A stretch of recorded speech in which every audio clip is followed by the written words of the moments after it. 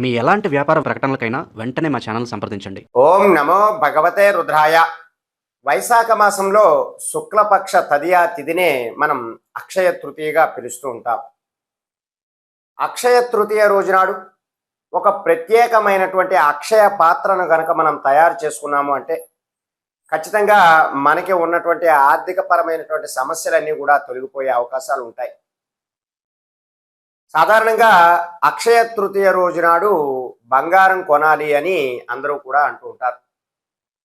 బంగారము కన్నా మనము మన ఇంట్లోనే అక్షయ పాత్రను ఏర్పాటు చేసుకోవాలి.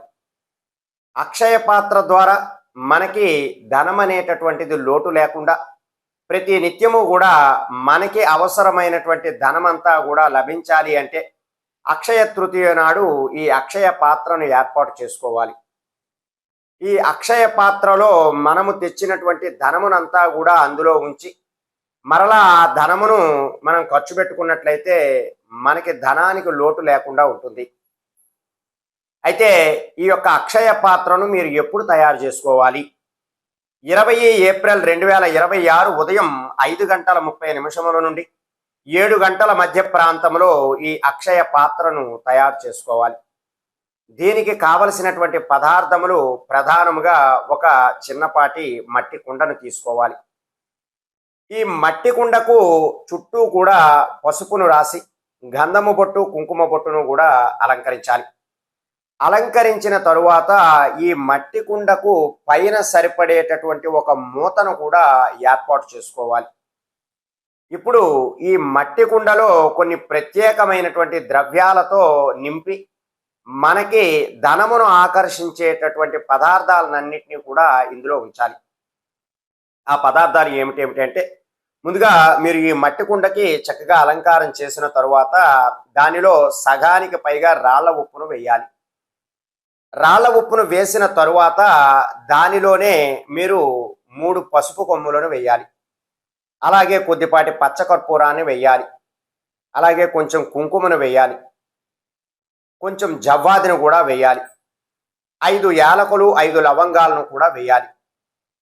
3 గోమతి చక్రాలు, 4 తామర గింజలు, అలాగే పసుపు గవ్వలు 3 వేయాలి.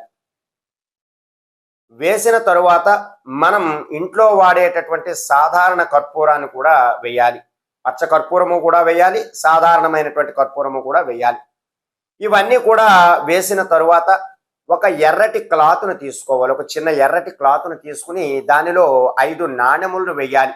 అవి రూపాయి నాణెమైనా లేదా 2 రూపాయల నాణెమైనా 5 రూపాయల నాణెమైనా 10 రూపాయల నాణెమైనా ఏవైనా ఒక 5 నాణెములను వేసి ఆ ఎర్రటి క్లాత్ని అంతటినీ కూడా దగ్గరగా ఒక చిన్న మూటలాగా చుట్టి దీనిని కూడా ఆ పాత్రలో అంటే ఆ మట్టి కుండలో ఉంచాలి. ఇలా వీటన్నిటినీ కూడా మీరు ఈశాన్య భాగంలో ముందుగా ఈ యొక్క సమయం చెప్పాము కదా, ఉదయం 5:30 నుండి 7 గంటల మధ్య ప్రాంతంలో ఈ యొక్క అక్షయ పాత్రనంతటినీ కూడా మీ యొక్క పూజా మందిరంలో ఉంచాలి. ఉంచిన తరువాత దానిపైన మీరు కొద్దిపాటి కుంకుమతో అర్చన చేస్తూ ఉండాలి. అమ్మవారి యొక్క లక్ష్మీ అష్టోత్తర శతనామావళితో పూజ చేస్తూ ఉండాలి. చేసిన తరువాత సుగంధభరితమైనటువంటి ధూపాన్ని చూపించాలి. చూపించిన తరువాత అమ్మవారికి క్షీరాన్న నైవేద్యాన్ని అంతా కూడా ప్రసాదముగా తయారు చేసి ఆ యొక్క పాత్రకి మీరు నైవేద్యాన్ని చూపించాలి. అలా చూపించిన తరువాత ఆ హారతిని కూడా ఇచ్చి ఆ యొక్క అక్షయ పాత్రను అంతటినీ కూడా మీరు ఎక్కడైతే ధనము దాచుకుంటారో ఆ ప్రదేశంలో ఉంచుకోవాలి.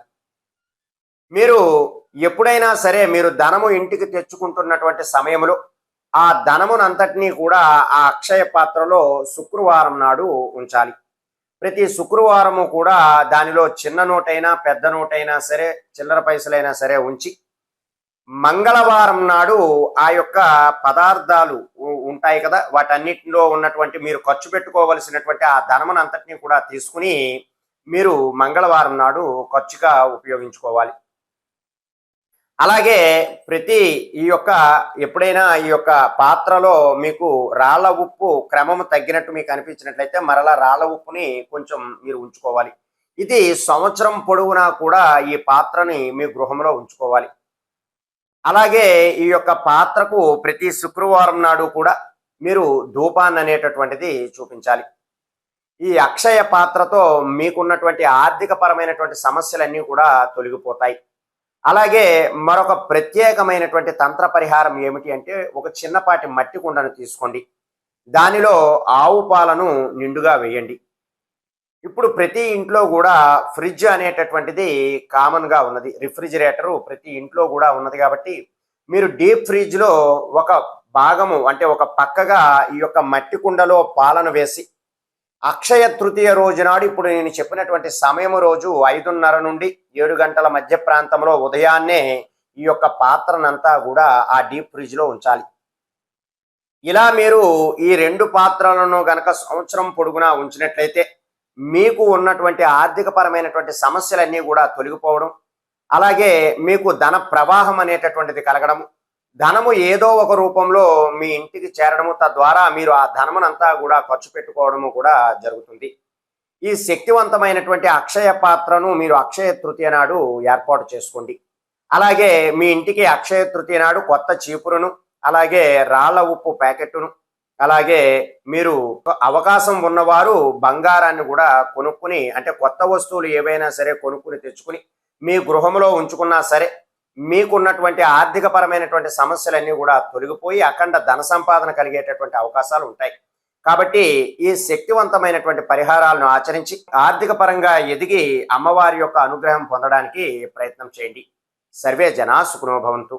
శుభం.